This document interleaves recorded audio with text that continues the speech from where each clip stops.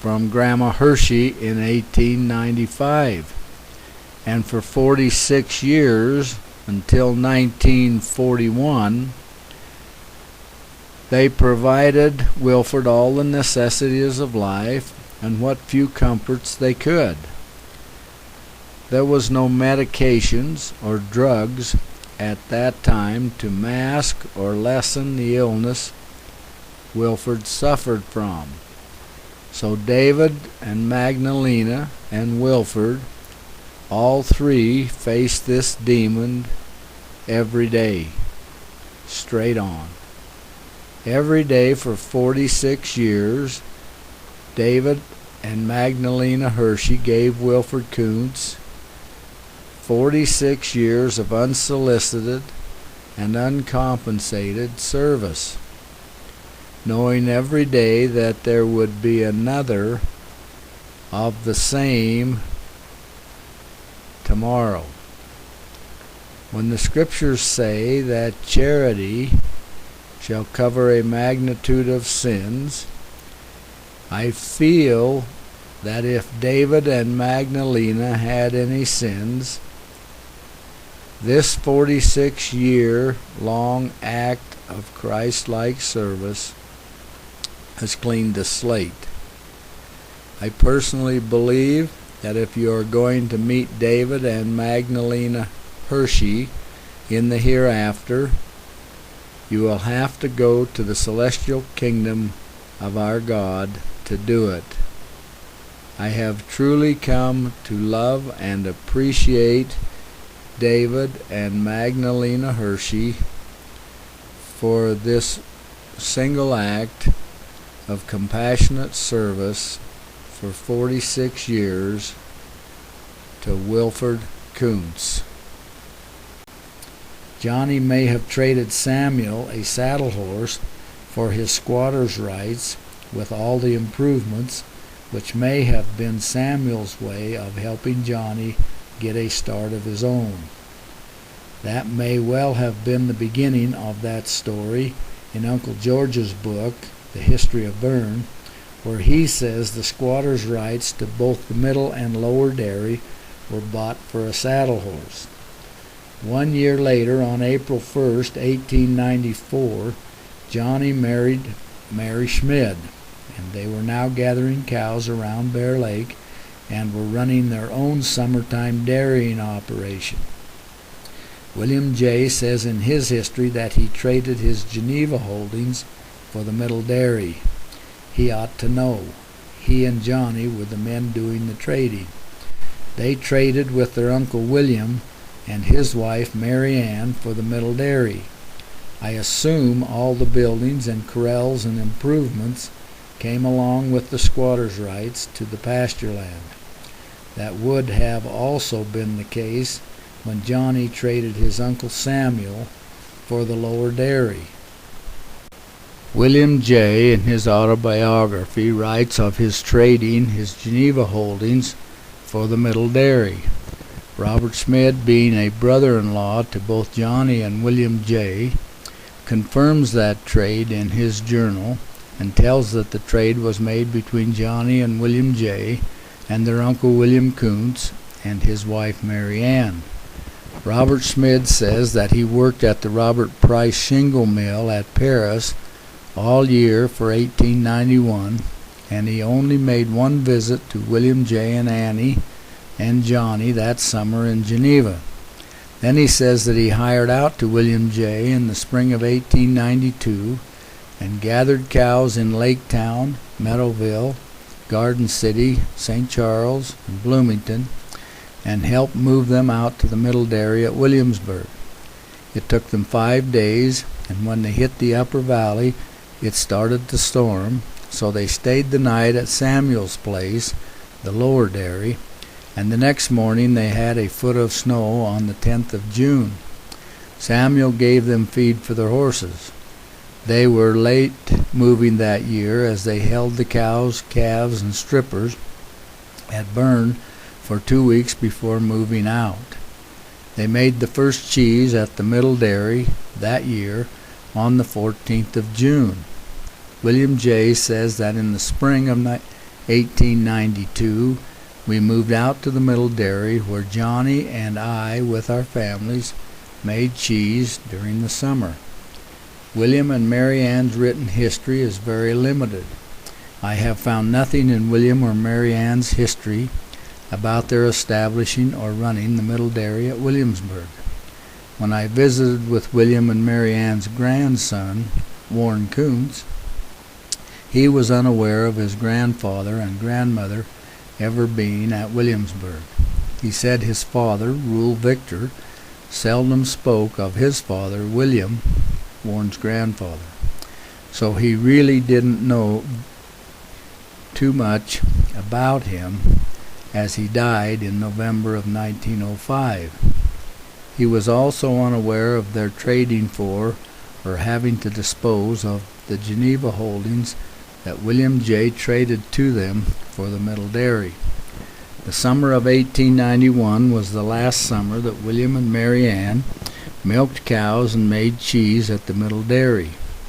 They moved back to Wardboro for the winter of 1891 and 92, and it appears that starting with the summer of 1892, William and Mary Ann were in Wardboro, south of Montpelier, because Mary Ann gave birth to Rule Victor on June 23, 1892, at Wardboro.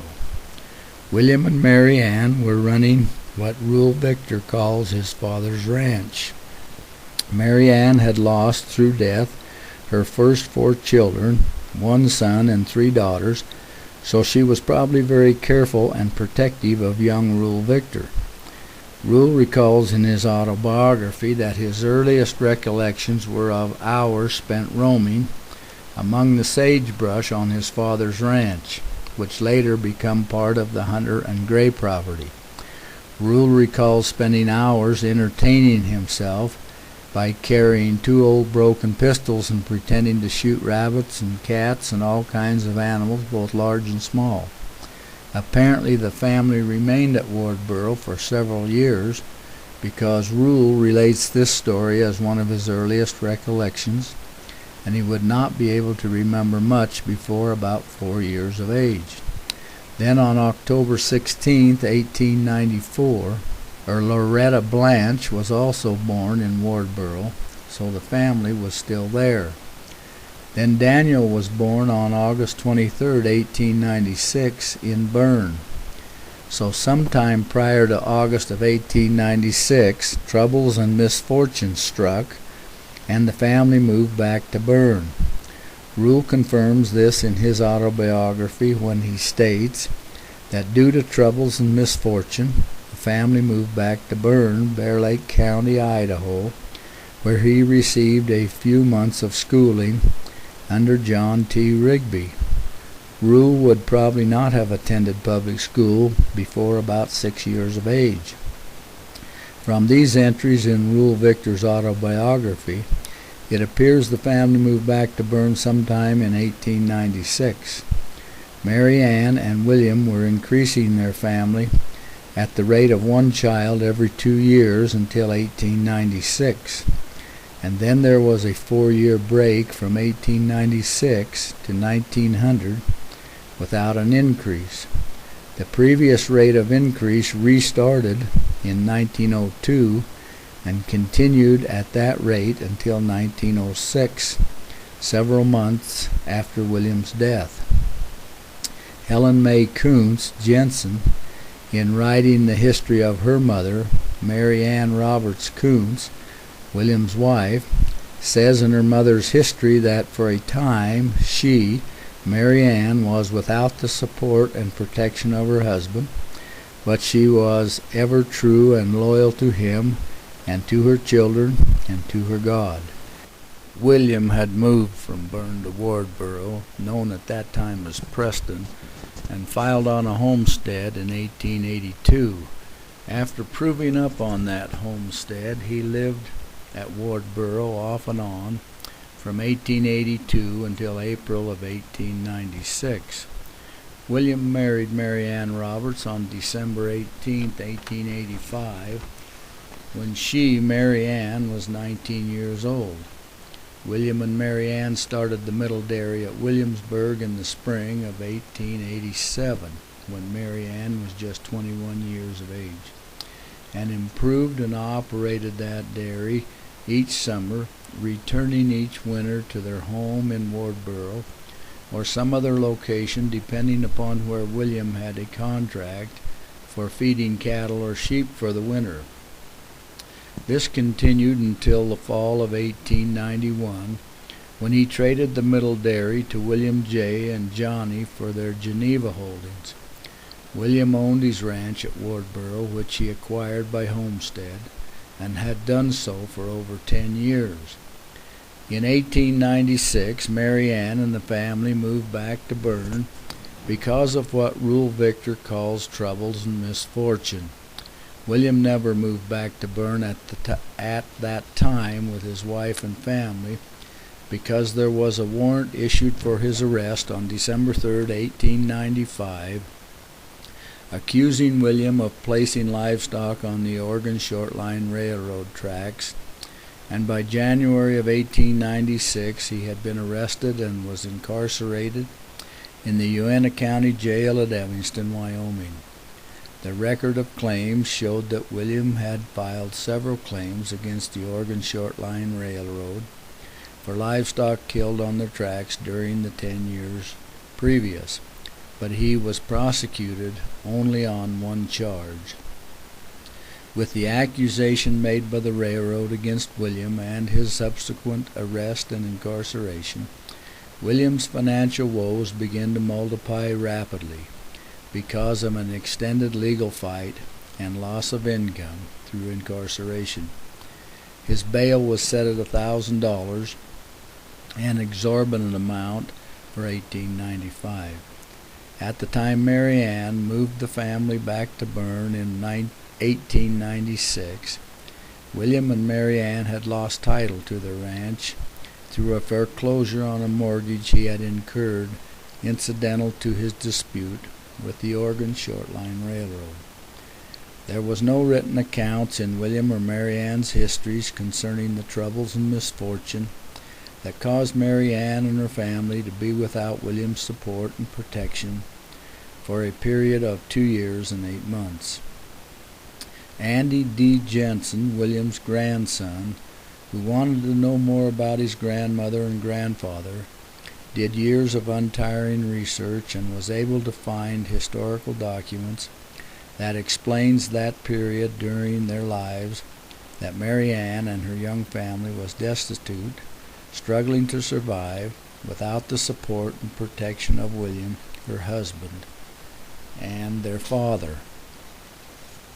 Andy found that federal law required the railroads to be responsible for the building of fences and the maintaining of those fences to guarantee that livestock would not be killed on their tracks.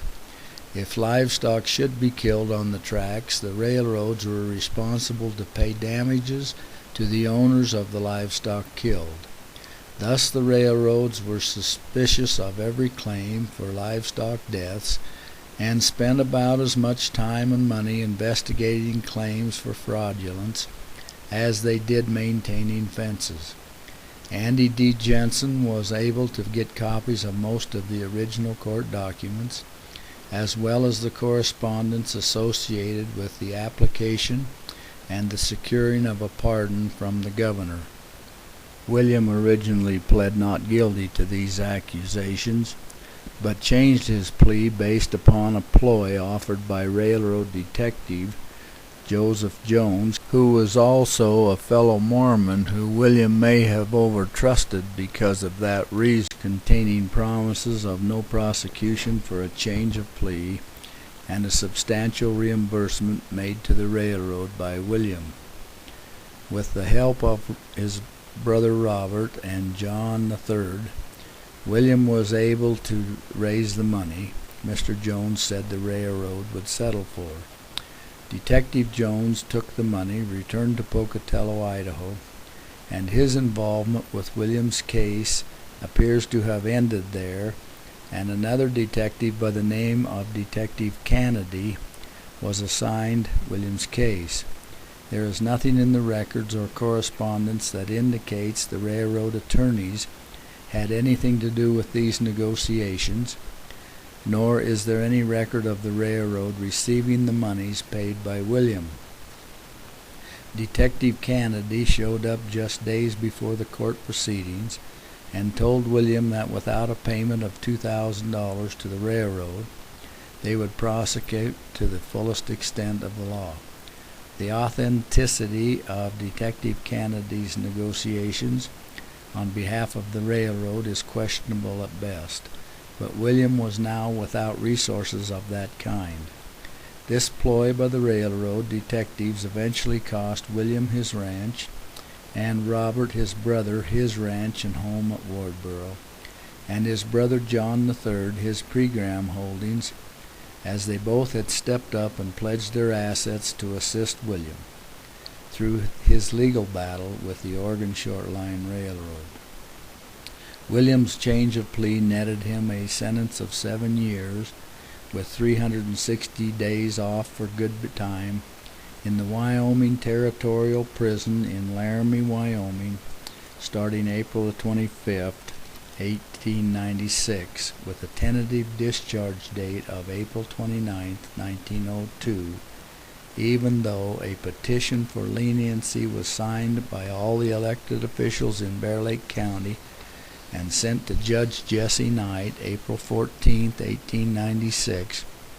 Prior to William's sentencing, it did not appear to have any impact. Elnora L. Fry, in her book entitled Atlas of Wyoming Outlaws at the Territorial Penitentiary, says of William Kunz, he was a farmer, age 35, wife in Wantarouge, Idaho, wherever that was,